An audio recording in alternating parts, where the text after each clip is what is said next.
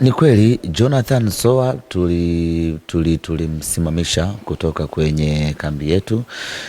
Mwezi wa tatu tulisafiri kwenda Dodoma, kwenda kucheza na Dodoma Jiji.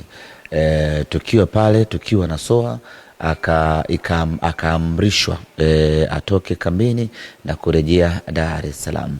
Na Soa alikuwa akituhumiwa kwa makosa kadha ya utovu wa nidhamu, ambayo ni malalamiko yaliyokuja kutoka kwenye benchi la ufundi.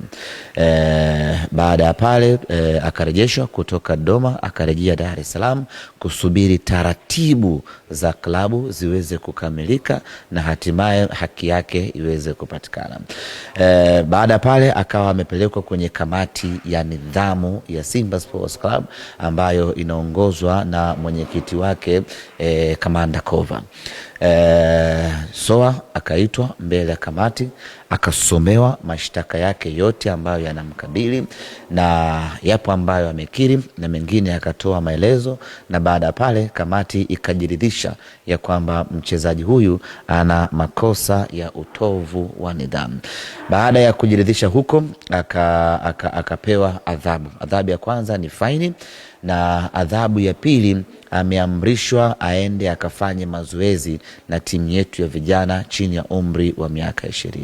Adhabu hii inaanza mara moja kuanzia hivi sasa, na atakuwa akifanya mazoezi na timu yetu ya vijana chini ya umri wa miaka 20, ikiwa ni kipindi cha matazamio kumwangalia kama kutakuwa kuna mabadiliko yoyote ndani yake kwenye upande wa nidhamu, basi adhabu yake hiyo itaisha na atarejea timu kubwa kuendelea na majukumu yake kama kawaida.